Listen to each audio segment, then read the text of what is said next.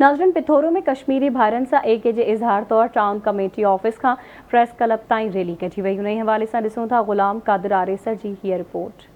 समूरे मुल्क जियां पिथोरो में बि कश्मीरी भाइरनि सां इज़हार यकजहती जे हवाले सां टाउन कमेटी पिथोरो खां प्रेस क्लब पिथोरो ताईं रैली कढी वई। रैली में सियासी समाजी अॻुवाणनि, शहरनि ऐं स्कूली शागिर्दनि भरपूर नमूने शिरकत कई। रैली में शरीक थींदड़ आवाज़ टीवी न्यूज़ सां ॻाल्हाईंदे चयो त अॼु योम इस्तेसाल कश्मीरियुनि सां यकजहती जे हवाले सां टाउन कमेटी पिथोरो खां प्रेस क्लब ताईं एहतजाजन रैली कढी वई ऐं आलम इस्लाम खे अक़वाम मुतहिदा खे इहो मैसेज असां ॾियणु चाहियूं था त कश्मीरियुनि खे आज़ादु कयो वञे ऐं उन्हनि जा जेके हक़ूक़ आहिनि उन्हनि खे ॾिना वञनि ऐं जेके इंसानी हक़ूक़ जूं तंज़ीमूं आहिनि बैनुल अक़वामी उन्हनि खां मुतालबो कयूं था त कश्मीरियुनि जा पंहिंजा जेके उन्हनि जा हुक़ूक़ आहिनि ख़ुदि जेका आहे उन्हनि जी इख़्तियारी उहा बहाल कई वञे, उनखे पंहिंजा हुक़ूक़ ॾिना वञे, उन्हनि खे आज़ादी ॾिनी वञे।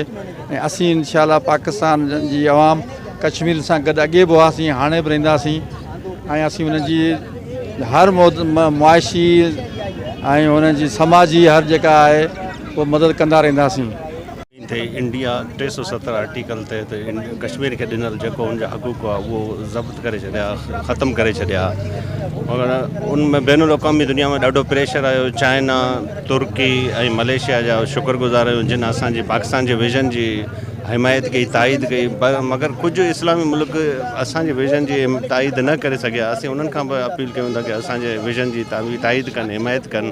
असां इंडियन के बार बार वरी बि ॿुधाइणु चाहियूं था इन प्रेस क्लब पिथोरो तां इन एहतजाज तां त महिरबानी करे 370 आर्टिकल ख़तमु करियो ऐं कश्मीरियुनि खे आज़ादी ॾिनी वञे। उन असुल इहो ई आहे त जेको पाकिस्तान जो इहो मुतालबो हो त इस्तिसाब राय करायो वञे, ख़ुदि मुख़्तियारी कश्मीरियुनि खे ॾिनी वञे, त उन में चूंड कराई वञे जेको जंहिं तरफ़ रहे। हिन मोदी इहा उनजी नापाकी इहा हरकत आहे त हुन कानून में इहो आंदो आहे त हाणे जेके बि इंडियन्स आहिनि उहे कश्मीर में वञी करे प्रॉपर्टीज़ वठी सघनि था, घर ठाहे सघनि था, पंहिंजो वोट दाख़िल कराए सघनि था।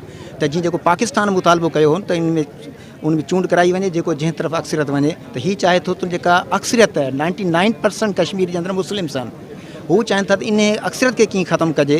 इन जे लाइ हिन आर्टिकल आंदो आहे त जीअं उते जेके नॉन मुस्लिम्स आहिनि उते प्रॉपर्टीज़ वठनि। पोइ जॾहिं 8-10 साल में ईअं हलंदो रहंदो, जॾहिं नॉन मुस्लिम्स उते मेजोरिटी में वेंदा त पोइ ज़ाहिर तूं चवंदसि भाई ठीकु आहे भले करायो। त असां चाहियूं था त इनखे रिवोक कयो वञे। 370 जेको आर्टिकल आहे इनखे ख़तमु कयो वञे। इंटरनेशनल जेके फोरम्स आहिनि, UN खे बि अखि खोलणु खपे त भाई हीअ एतिरो ज़ुल्म पियो थिए कश्मीरियुनि ते, उनजी असमतूं यानी त लुटियूं पियूं वञनि, उन्हनि जी केतिरियूं शहादतूं, लखें शहादतूं थी चुकियूं आहिनि। तव्हांजी यूरोप जे अंदरि हिकु माण्हू क़तलु थिए थो त उनजे लाइ पूरी यूरोप उथी थी वञे।